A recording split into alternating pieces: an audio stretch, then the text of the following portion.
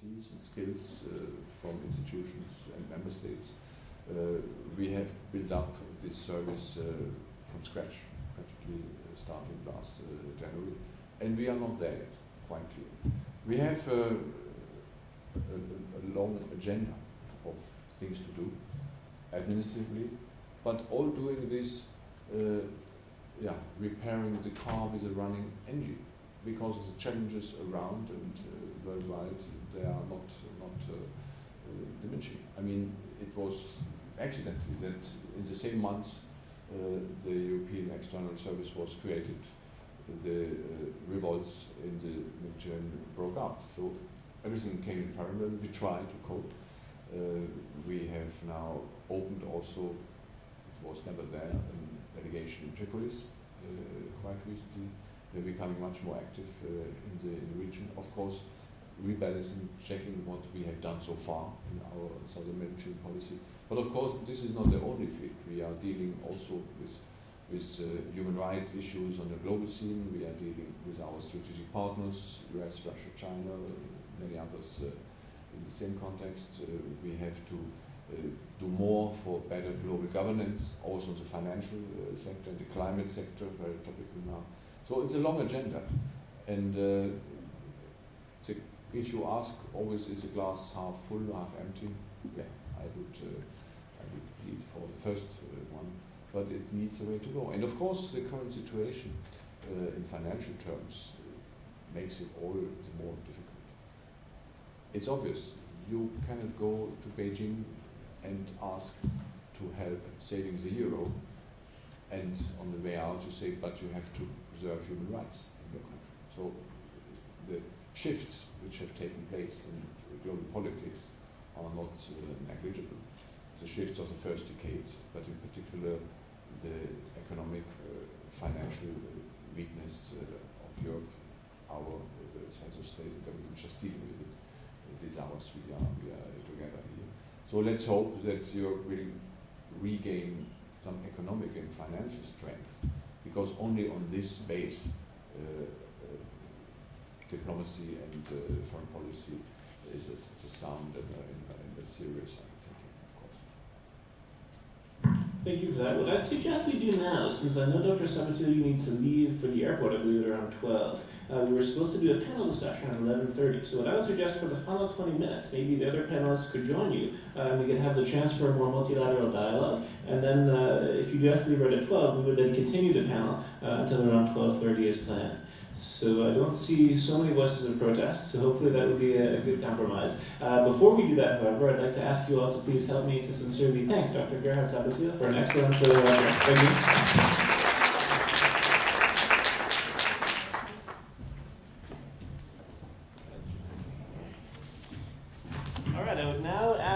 The fellow panelists to please join us on the panel. As you're coming, I will maybe say a few words about each of you, but the full introductions I will do actually later today before your lectures. So first of all, I see here at the front row Mr. Clive Myri, journalist from BBC. We're very happy that you can join us from London to be here today for your lecture this afternoon, as well as for the panel discussion. We also have with us Dr. Philippe van Parijs. Here, if you could please join us as well. Professor Parijs is a professor of economic and social ethics at the University of Dujardin. So we're very pleased that you could also join us for the panel discussion. Ms. Birgit Daiber, I believe, is also here. She's the director of the Rosa Luxemburg Foundation, their Brussels office here in Belgium. We also have Dr. Fabrizio Cantelli. I think you joined us in the back. If you could please join us, would be excellent as well. Professor Cantelli, as you know, will be speaking at 1:30. He is a professor of political science based here at the University of Brussels. And I think that is it. Paul Dujardin, have you arrived? I'm not sure if Paul is with us. I think he's just joining us for the afternoon. So I think that is complete. Am I missing anyone for the panel? No, I think we're okay. Actually, sit here. And then we have one more seat for Professor Cantelli, if you could join us as well. Excellent. So I will be brief, since we do have limited time, at least for Dr. Sabathiel. As we review the topic for the panel discussion today, it is one that I think complements quite well the lecture that Dr. Sabathiel just gave us. Cultural diplomacy, conflict management, and resolution, the European way. As you were making reference to, Dr. Sabathiel, a lot is changing in the world. I myself come from the United States. And for a long time, I was used to the fact that the U.S. was the big superpower, the big cowboy. If there was a problem in the world, they would run ahead and be the global policeman, so to speak. I think it's clear to us all that for many reasons, that's really no longer the case. The U.S. right now, economically speaking, at a micro as well as a macro level, very overstretched. Militarily, also very overstretched. There was this expression they would use for the Roman Empire about the sort of imperial overstretch. And, depending on our positions there, I think we would agree at least more or less. The role of the U.S. is more limited now than it was before, but we can actually debate that also perhaps in the course of the panel. China, the BRIC countries, etc. Many things are changing in the global topography. So that's the one thing I wanted to point out in terms of, again, what role should Europe have? Should Europe have a stronger role? If it should have a stronger role in conflict management, what should that role be? One anecdote that I often refer to in conversations about cultural diplomacy, and I think it's relevant for this as well, is an ancient folk story about the monkey and the fish. I believe this actually comes from Turkish folklore. It was actually a member of our advisory board, Murat Ünal. He was the former head of investments at Citibank Europe. He's Turkish-German in background. And he told us a very interesting story that in some ways characterizes maybe the role that the Americans have had sometimes, perhaps other countries or NGOs as well. Story of the monkey and the fish. A long time ago in the jungle, a monkey and a fish lived there. They didn't know each other, different cultures, different languages, they had never interacted. Until one day there was a huge flood coming from the distance. And both animals were trying to survive. And the monkey said, okay, I'm a good climber. When the water comes, I'll climb to the top of the tallest tree, and when the water comes, I'll be safe. Fish thought to himself, okay, I'm a good swimmer, so I'll just swim as hard as I can against the currents. I think that's too close. Okay. And the fish said, that seems to be okay. The fish said, okay, I'm a good swimmer. I'll swim against the current. I'll be able to hold my ground and I'll be safe until this terrible flood passes. Sure enough, the flood comes. The monkey is on top of this tree and it's swinging back and forth, but he's safe. The water is just below his feet. And then he sees for the first time, oops, now we lost both of them. Okay, maybe just leave it alone for a second. It was good how it was before. Yeah? Keep our fingers crossed. For the first time in his life, the monkey sees this fish. And he doesn't know the fish. He's never interacted with the fish. He doesn't know about the fish's culture. But his animal instinct can tell him this fish is not doing well. He's clearly swimming with all of his might against this very strong current, obviously getting more and more tired, and he's going more and more downstream. And the monkey is concerned. And he says, look, if I don't intervene, this fish is going to get sucked against a tree and die, or who knows. He really, with very good intentions, wants to help. So he reaches down, grabs the fish, pulls him out of the water, and holds him close until the flood passes away. And of course, the fish dies. As we know, the fish needs to stay in the water. And it's a classical case where I think cultural diplomacy is maybe very, very relevant. Very often in the world, countries have good intentions. Not always, but very often they have good intentions. And they do want to go into a situation, whether it's in the name of democracy or who knows. And let's say, at least officially speaking, would like to do some good. So it's a dilemma, I think, for us also for the panel discussion today as we talk about what should Europe's role be. Should they have a stronger role when it comes to conflict prevention or conflict resolution? If they should have a stronger role, let's say relative to the other powers of the world, how should they actually use that role? Should we be, maybe more cautious about, as you were saying, Dr. Sabatili, the initiative should come from the inside as opposed to necessarily from the outside. Are there certain things that we should be aware of? I'd like to just begin the panel by asking you each to perhaps respond to that as we look at the title of the panel discussion, Cultural Diplomacy, Conflict Management, and Resolution the European Way. One question that we might consider answering, what is the European way? Should Europe have this role at all? If they should have this role, how should they perhaps implement this role in terms of assisting in resolving conflicts or, let's say, post-conflict situations around the world? I'm not sure how to begin. Maybe I'll begin on my left, actually, Mr. Clive Myri, if you wouldn't mind, offering perhaps some brief reflections on that topic as a way of starting off the panel. And then we can maybe go from left to right for some brief, let's say 2 minutes, 3 minutes, introductory remarks. That would be wonderful. Mr. Myri. First of all, thanks very much indeed for inviting me here to speak to you all today and to take part in this panel discussion. I was interested in what you were saying a little earlier in your address about Europe being perhaps more concerned with smart power as opposed to soft power, maybe a little bit less, and hard power, really that being the province of the United States perhaps, and other forces that can project that in a concerted way. The problem, I think, for the European Union, certainly as far as outside activities, and I'm talking about the United States, Africa, and Asia, is that sometimes hard power is very necessary. We saw that in Libya, we saw that in Kosovo, and we saw that as a result of the lack of ability on the part of the European Union to project any sense of hard power, problems arose. And this is deeply frustrating. I used to be a foreign correspondent based in Washington. It's deeply frustrating for the likes of the United States.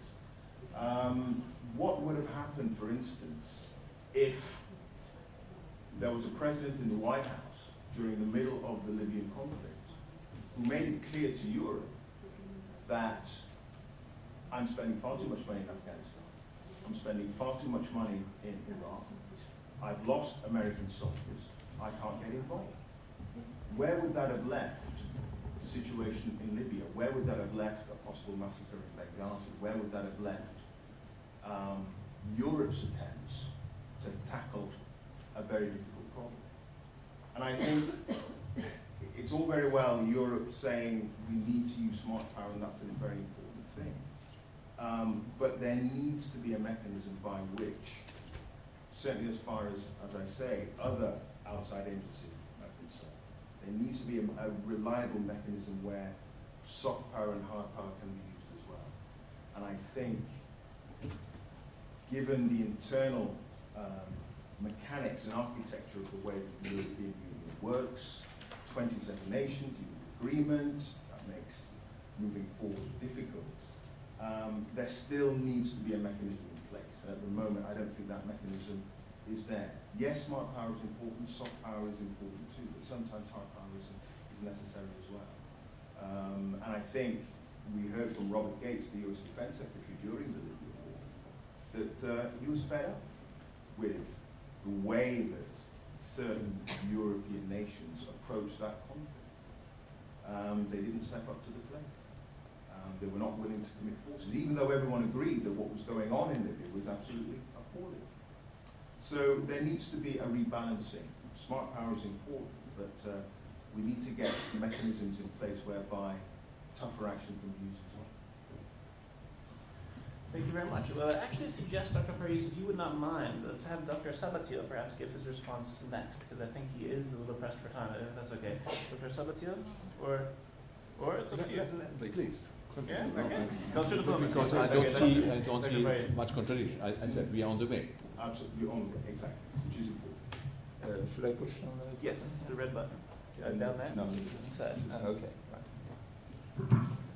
Right. Who am I to ask a question like that? I'm only a modest philosopher, not particularly competent about international matters, but there's some sort of connection between what I've been working on recently and the topic of this conference. I just published a book with Oxford University Press under the title Linguistic Justice for Europe and for the World. So linguistic matters and cultural matters must have some sort of connection. So being an Oxford-trained analytical philosopher, my first task I assigned myself when receiving the invitation is try to come to grips with the very concept of cultural diplomacy. So helped also a bit by the previous presentation. I think the way in which I frame the question is very quickly as follows. There is a general notion which is the notion of dialogue, to which reference has been made, and dialogue is a conversation, but a conversation that tends to be particularly difficult because, in particular, of cultural differences. When people have difficulty conversing, talking to each other, then you feel you have to create a dialogue. But the dialogue can then take three different forms. The first one is just a dialogue where you exchange information, you try to understand the other culture, people coming from elsewhere, that's one. But you also have a dialogue where you need to come to a decision. And when you need to come to a decision, this can take two forms.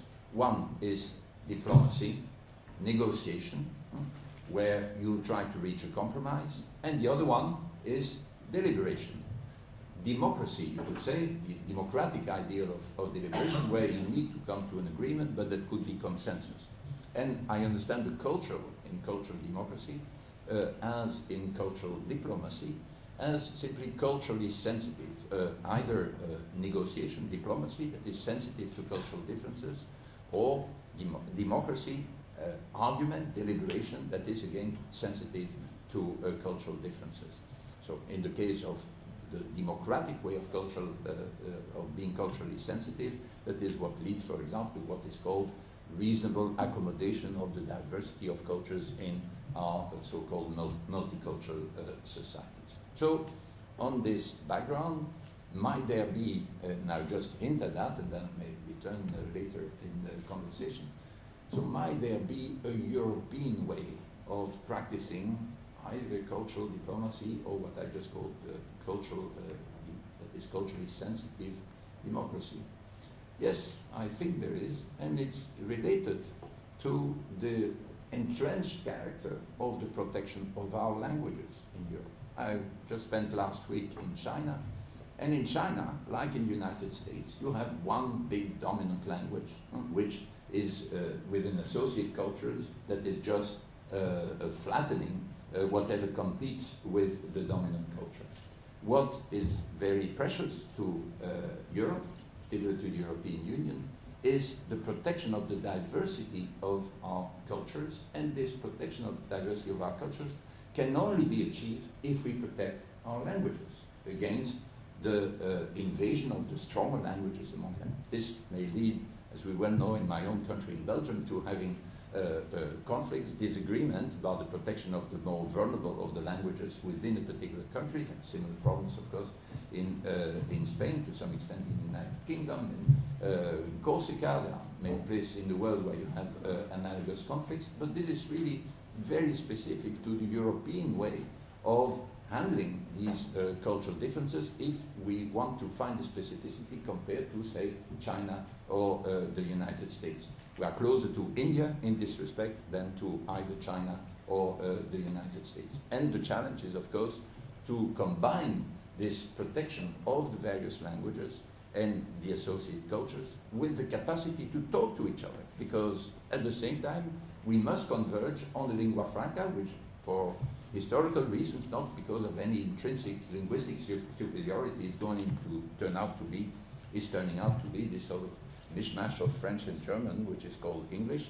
So, and that is the language in which we wisely communicate and will have to communicate more and more. But this should not be at the expense of the protection of our languages. And just to finish with one sentence, I believe and is a European way of handling our internal cultural differences, but of course instructed by this sensitivity to these cultural differences, we may also be better equipped to handle with analogous situations, for example, in places like Libya, being most sensitive to the internal divides between various cultures and associated languages in a country like that, than we would be if we were just coming from a big entity like the United States or China, where there is one dominant language that is regarded as legitimately flattening all the others.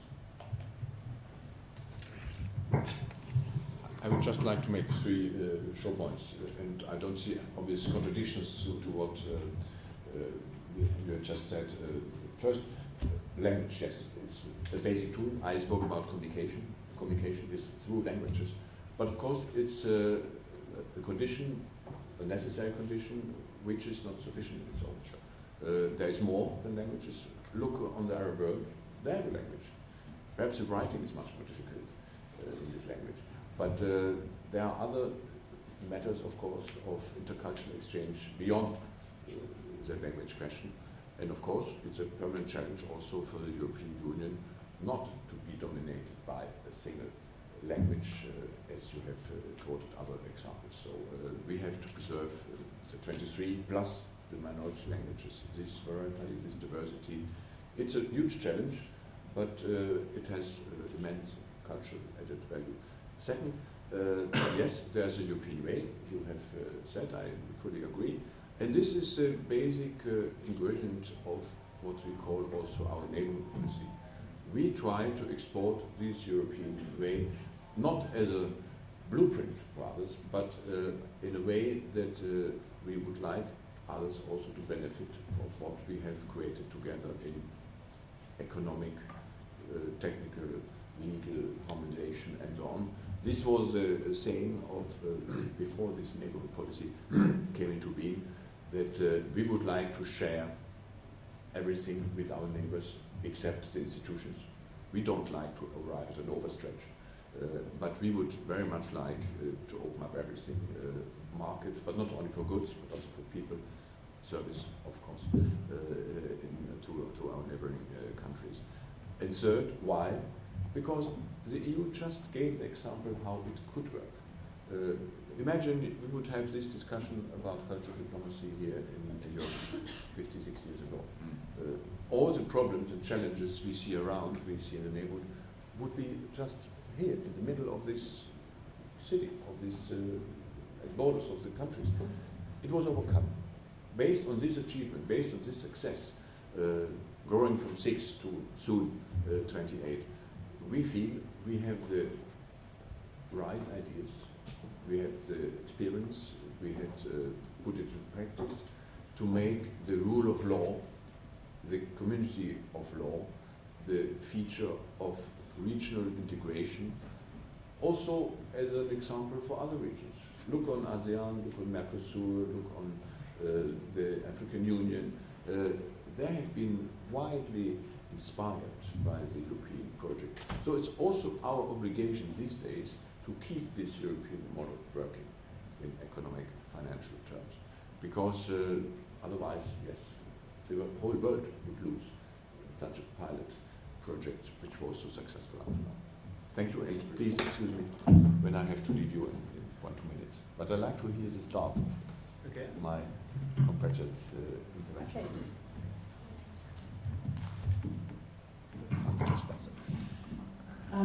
Thank you very much for inviting me to this panel, and I will have the opportunity this afternoon to give a more deeper interview on our project we just finished in the first step, the contribution of women to peace and reconciliation. We were working for 2 years with experts from Palestine, Israel, Somalia, Rwanda, and ex-Yugoslavia, analyzing the development of conflicts, the civil resistance during conflict and war, and the possibilities to build up peace and reconciliation.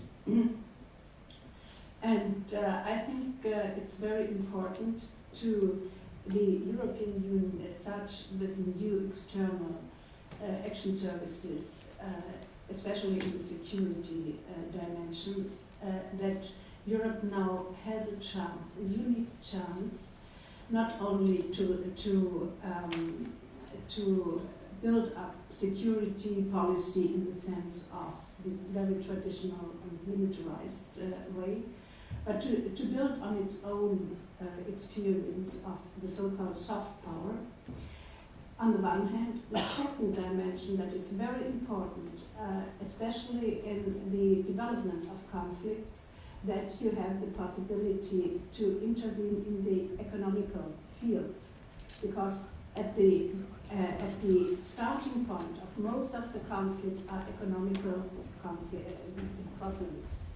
And so European Union as the, let's say, the most prominent donor in development policy should have the possibility to have, let's say, a strategy to look on conflict development in another way.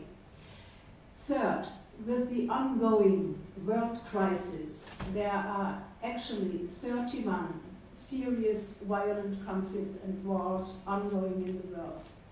And all experts say that this development crisis, these conflicts will not be reduced, but there is a big threat that new conflicts will come up. So what we found in our cooperation with this project, the contribution of women and peace of Women to Peace and Reconciliation, basically what has to be stressed is civil society. The possibility of civil society to act and react to conflict is basic for all conflict resolutions, or even to moderate conflicts that are emerging. And in civil society, on the civil society level, it's very decisive. And in all conflicts we are looking to, the role of women in small networks is very important, because women are able to, especially and paradoxically, in societies that are very patriarchally, traditionally organized, where women have not the prominent role in public and so on, they are able to do crossover networking. And so to, especially in the situations of a war, they still are able to do crossover communication and cooperation, and so they collect a kind of peace dividend even during wars. And we see in peace and reconciliation processes, as prominently at the moment in Rwanda, that women, even in these kind of reconciliation processes, have an important role to play about their capacity to be crossover and understanding and positions and roles they have. So what we found in these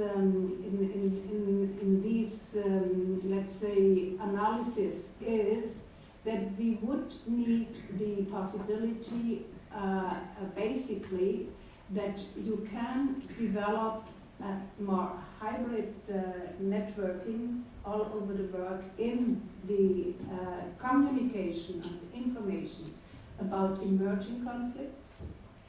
I think there are prominent networks like this, as you have Amnesty International, as you have the Human Rights Watch. They are basically working on a voluntary level. Where they are professionalized is the level where they collect the information and go to public to inform the international public about that. But this means you need civil society, you need it. And so I think what is really, in this short statement, and in the afternoon I have the opportunity to talk more about the outcomes of our project. I think what is really basic, if you don't want to count on the hard power strategies, and in my opinion, wars today, if you look to Iraq, if you look to Afghanistan, and I don't know where it ends with Libya, wars today are not to win. If you are not able to build up internally another kind of, let's say, of strategy, of soft strategy, militarily, it's not to win. And so the problem is that I think that we should take into account, if we are talking about cultural diplomacy and conflict resolution and conflict management, we should concentrate on civil society, on so-called soft instruments, how to solve problems and conflicts without the hard power strategies. Thank you.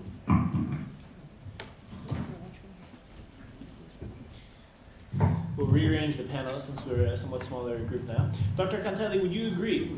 Does Europe have a role to play in international conflict resolution? If so, what should that role be? Should civil society have a stronger role? How do you see it? Well, first, I would be very modest. I'm not a specialist about cultural diplomacy. But in fact, yesterday there was a very provocative question about do you think that artists are better diplomats than diplomats? And I think it was quite inspiring. And I think I would like just to share with you some comments, some questions about the role of artists in EU and maybe in EU policy. Just one point.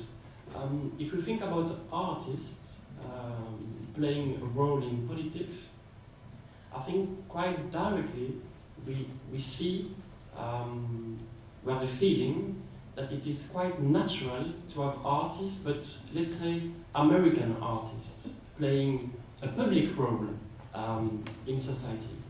Let's think very clearly about the actor George Clooney, but more concretely, the role in Haiti played by Sean Penn, for example. So this is not a light role. This is not, let's say, a very light politics. My question is, to which extent and why European artists do not behave or do not have the same relations with, let's say, EU policy or EU public space. So, and I don't have any kind of religion, so I don't think it's a model we have to follow, or I don't think it's bad or wrong, but I think we can develop some critical questions. So I think the role of artists in, let's say, cultural governance can be compromised by different kinds of dangers. And the first risk is just to develop a very managerial version of cultural politics. Meaning, we know we use artists just to develop, let's say, buzz politics. You know, just to have the good image, just to have visibility in the public space. Because, of course, if George Clooney is working with us, then we will have a stronger message. We will have visibility in world politics. But my question is that maybe we can develop a real question about why in the European Union we do not develop the same kind of relations between artists and European Union institutions or European Union space or public space. Maybe the question is that maybe in European Union the first question is what is a European artist, and how can we define a European artist, and to which extent a Spanish, French, Belgian artist is able to express a kind of cosmopolitan or a more international or European perspective. So maybe we can think about what is happening in the US to some extent, to think about, let's say, a new kind of contract, a new kind of democratic relations with artists, let's say, some very important writer, some very important figure, very important leader in the cinema, for example. And this is a very interesting question. Just, for example, why we don't have Almodovar, for example, who is a very famous artist, more engaged in, let's say, some clear democratic EU politics. Why we don't have Milan Kundera, for example, who is a very famous writer, more engaged, more involved in the, not only about just the image, but more involved into the everyday life of, let's say, some democratic issues and problems. So I just don't think that these are just questions. I don't have real suggestions, but I think it could be also a point quite promising in order to develop new kind of visibility, of embodiment of what is really the European diplomacy, and how we can embody this kind of very uneasy policy. So these are just general questions, and I hope this would be quite helpful for you. Thank you very much. So now I would like to invite your questions and your comments and your reactions to everything that you've heard. Let's take a round of reactions/questions, and then we'll do another round of responses from the panel. I think in the front row is the first. Ladies first, and then Donna. Okay. Thank you very much. I'd like to just briefly answer perhaps your question with some simple examples that we happen to have. I work for the Food and Agriculture Organization of the United Nations, and just recently Jeremy Irons is our, he's an Oscar winner, and he recently was nominated as Goodwill Ambassador of FAO for the 1 Million Hunger Billion program. So, and then we also have Roberto Baggio, Raul Bova for the World Food Day participating, and Gina Lollobrigida and Carla Frangi and many others. And we also have the footballer program, which are the main footballers all over the world, I believe, and they have a campaign against hunger, and they reunite. And also in Italy, the Italian football soccer player, they have a lot of campaigns. I work in the mainly in the food sector, so as well. So they have some examples there. And according to me, it has something to do with religion and visibility according to the American model. That's my opinion. Anyway, I would like to totally agree with you. I happen to be an expert in conflict resolution and peacekeeping operations myself. And I do have questions because I totally agree that the civil society needs to be embedded, and they need to have to breach some channels of communication with both with the United Nations, and I was, in my opinion, also to get in some sort of ways try to get involved in the private sector.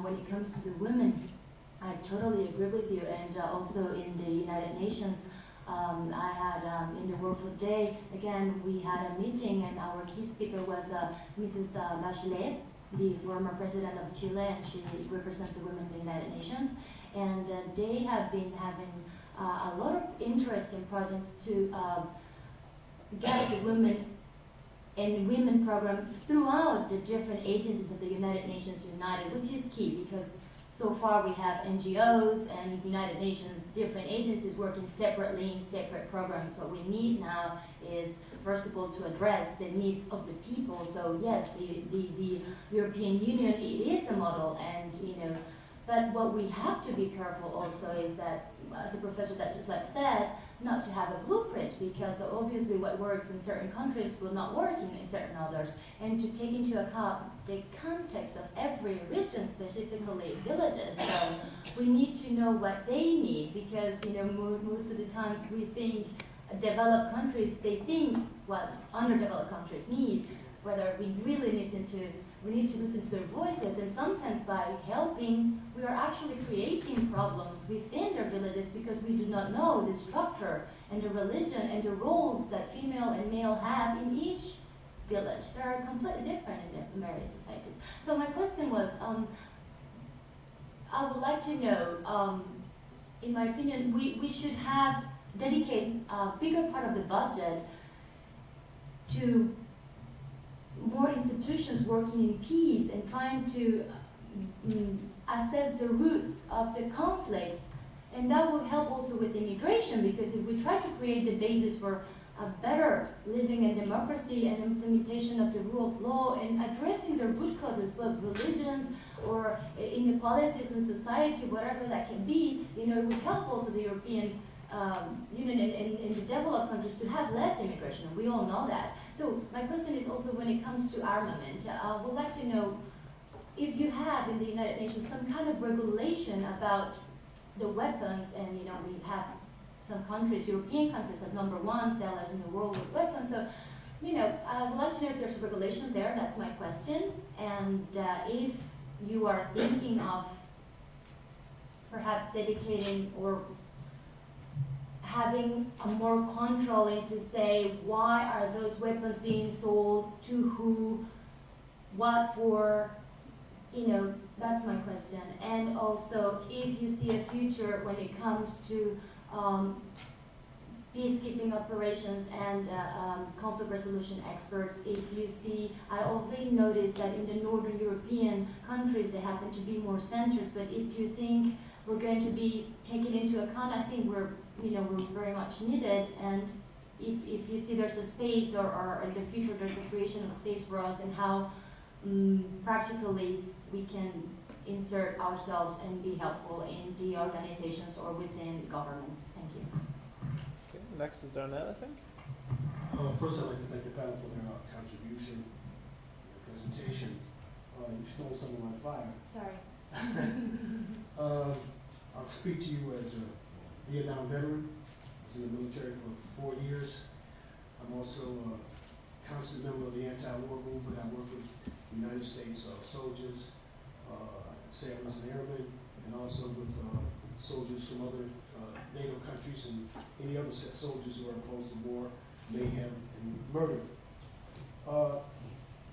Ms. Daiber made a statement, 31 conflicts across the world, but who funds them, which was part of your question. United States of America, Russia, Germany, France, United Kingdom, Netherlands, China, Spain, Italy, Sweden, Israel, Ukraine, Switzerland, Canada, South Africa, South Korea, Poland. In 18th position is Belgium, Norway, and Brazil. That in and of itself is a contradiction that needs to be addressed. Because obviously, in a situation where you have, if we talk about Europe, in the confines of Europe, weapon production being, done in a peaceful atmosphere, we always allowed the democratic and European values, and we make our weapons peacefully and export them to conflict zones. That is a serious situation.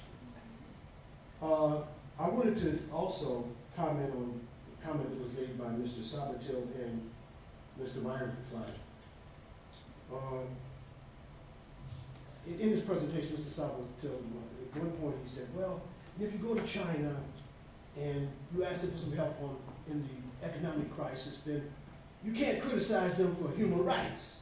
I thought that was rather odd. And then you, Mr. Myri, you were talking about, well, there are times when we have to implement hard power, because obviously there are governments out here who violate people's human rights and doing all kinds of incorrect things and illegal things in terms of the world community. Now, the United States of America houses 25% of the world's prison population. I'm sure you're not suggesting that we bomb Washington. If we're just basing it on the fact of human rights violations. So what is the discerning factor or aspect that would require that we engage in military conflict? I think that also has to be understood and defined. And let me say quite frankly, I'm against the intervention in Afghanistan and Iraq.